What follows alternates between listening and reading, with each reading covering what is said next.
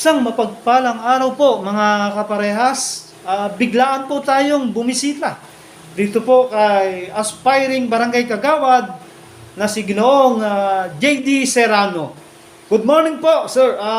Kumusta na po ba kayo? Sa ngayon okay naman. At eto, masaya sa aking pamilya at dito sa ating komunidad. Sir, pwede po bang malaman, lalo na po yung mga hindi po nakakakilala po sa atin ngayon, lalo na yung mga Gen Z, sino po ba si Sir JD Serrano? Ayun nga po, ako si JD Serrano. Ako po lihimong dito rin po sa Kalantipay. At dati, naging SK Kagawad din po nung mga time ng panahon ng 1997. Marami naman po kaming naipagawang mga proyekto dahil sa tagal po namin nanungkulan. Anong panahon, at ako po kasalukuyang nag-aaral bilang seaman.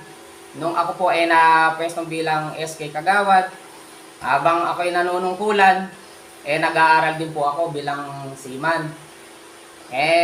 After po akong makagraduate, at year 2000, ako naman po pinalad na makasakay ng barko. Seaman po kayo. Yun nga, opo.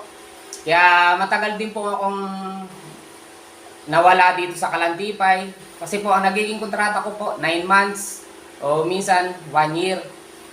So pagka ako naman po yung magbabakasyon, 2 to 3 months lang po. Kaya di po ako ganong kilala rito. Sabi nga nila sa mga ibang sityo na napupuntahan ko, sabi nga nila, di raw nila ako kilala. Kasi po nasa abroad po pala kayo, no? Opo. Ilan taon po kayong nag-abroad halos? Bali, din po, 20 years. Kasi po, nag-start po ako ng year 2000. Tagal po po pala rin, ano? Pabalik-balik lang po kayo. Pabalik-balik. Ngayon po ba, paano po, stay na po dito sa bahay?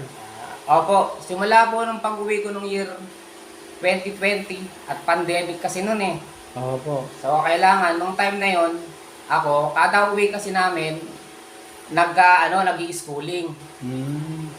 Nung panahon ng pandemic na yun, mahirap lumuwas-luwas.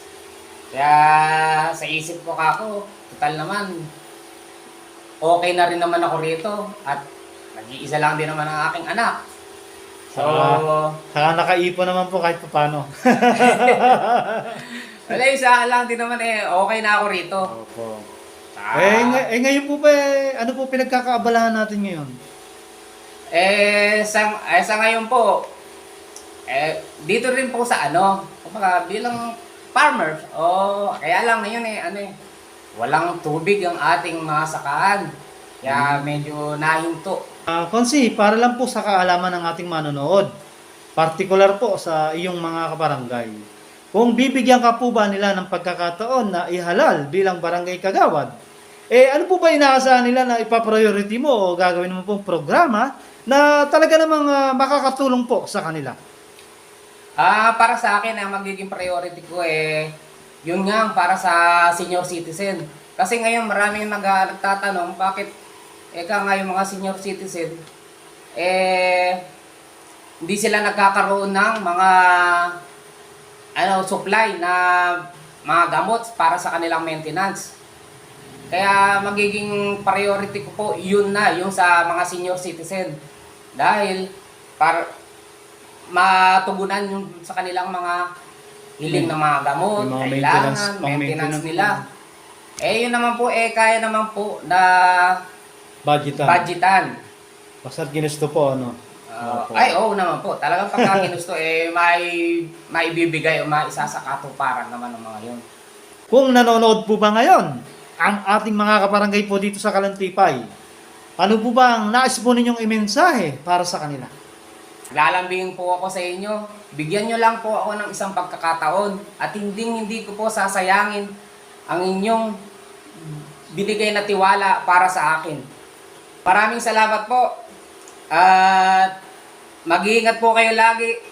At God bless po.